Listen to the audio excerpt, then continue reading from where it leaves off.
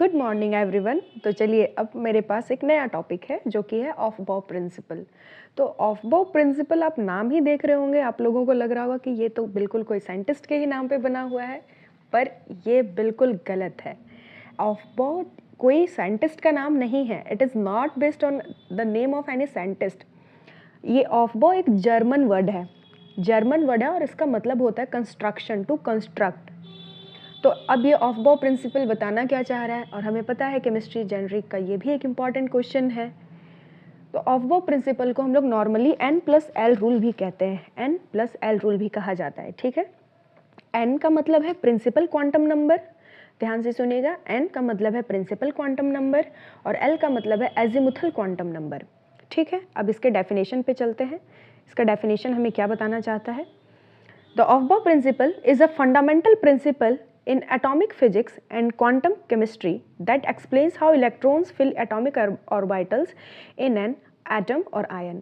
कोई भी एटम और आयन में इलेक्ट्रॉन्स का फिलिंग कैसे हो रहा है, इलेक्ट्रॉन्स कैसे फिल कर रहे हैं उसके ऑर्बिटल में, इसके बारे में बताता है। और ये बिल्कुल एक फंडामेंटल प्रिंसिपल है एटॉमिक फिजिक्स का या फिर क्वांटम केमिस्ट्री का। ठीक है, नेक्स्ट पॉइंट है electrons fill atomic orbital in order of increasing energy level.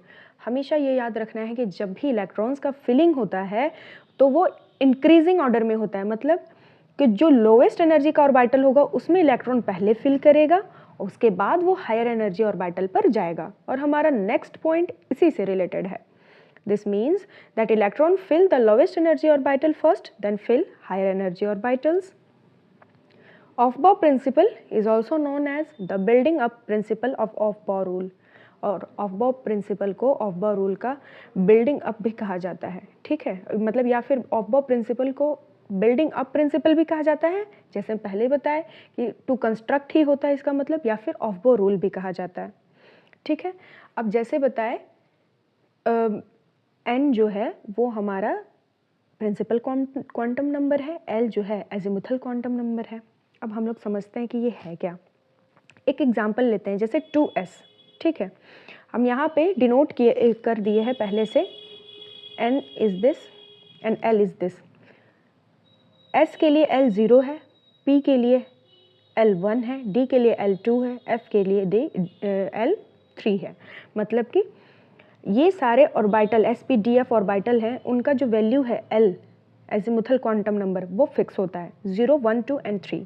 अब एग्जाम्पल हम लोग से समझते हैं, जैसे 2s लेते हैं तो 2 तो हमारा पहले से है। अब l, अब s के लिए l का वैल्यू क्या है 0, तो इसका एनर्जी कितना हो जाएगा 2। अब 3p की बात करें तो यहाँ पर p में l की वैल्यू 1 है, तो इसका एनर्जी कितना हो जाएगा 4। तो अब आप ये बताइए कि इलेक्ट्रॉन पहले 2s में फिल होगा या पहले 3p में होगा। तो हम यहाँ पे जब कैलकुलेट कर रहे हैं तो हमें ये समझ में आ रहा है कि 2s की एनर्जी कम है, 3p की कम है, ज़्यादा है। इसका मतलब 2s में इलेक्ट्रॉन्स पहले फिल किया जाएगा।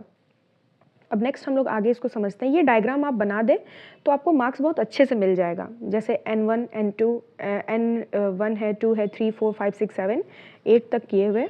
उसमें पहले 1s में जा रहा है इलेक्ट्रॉन, फिर 2s, then 2p, then 3s, then 3p, then 4s, then 3d, then 4p, then 5s, then 4d, then 5p, then 6s। This is the total systematic view, या फिर समझे बिल्कुल डायग्रामेटिक व्यू है, जैसे हम लोग इलेक्ट्रॉन्स को फिल करते हैं।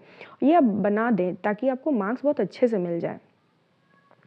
It is not based on scientist name. पहले मैंने बताया कि ये कोई साइंटिस्ट के नेम पे बेस्ड नहीं है, एक जर्मन वर्ड है जिसका मतलब होता है कंस्ट्रक्शन। और पहले ही बताए कि इसको बिल्डिंग अप भी कहा जाता है, बिल्डिंग अप प्रिंसिपल या फिर ऑफ-बॉब प्रिंसिपल। ठीक है, और इसमें इलेक्ट्रॉन्स फिल कैसे हो रहा है sp df सब सेल में, ये बताया जाता है। ये बेस होता है एनर्जी ऑफ ऑर्बिटल और या फिर सब सेल के एनर्जी पे। Electron first occupy lower energy level, ये भी बिल्कुल समझिए एक समरी ही है कि इलेक्ट्रॉन सबसे पहले लोअर एनर्जी लेवल को ऑक्यूपाई करेगा। और इलेक्ट्रॉन जो फिल करता है वो इंक्रीजिंग ऑर्डर पे फिल करता है। इसका मतलब क्या हो गया, एनर्जी है वो डायरेक्टली किस पे डिपेंडेंट है, N+L पे। ठीक है, अब इसको एक एग्जांपल से हम समझा सकते हैं, जैसे 1s है, 2s है, 2p है, 3s है, 3p है, 3d है, 4s है, 4d है एंड 5s है। अब पहले जो डायग्राम बनाए हुए हैं उसमें मैंने बताया कि s का वैल्यू 0 होता है, p का वैल्यू 1 होता है, d का वैल्यू 2 होता है है ना। तो अब इसको समझते हैं कि ये फिलअप कैसे करेगा।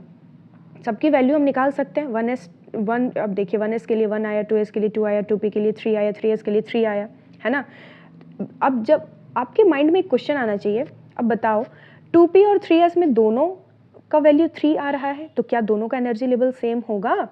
तो नहीं। अब यहाँ पे ये ध्यान देना है कि जब n प्लस l की वैल्यू सेम आ जाए तो हम लोग एनर्जी का अरेंजमेंट कैसे होगा, मतलब इलेक्ट्रॉन फिल कैसे होगा, ये हम डिसाइड करते हैं कि किसका n ज़्यादा है, मतलब जिसका n ज़्यादा है उसकी एनर्जी ज़्यादा होगी।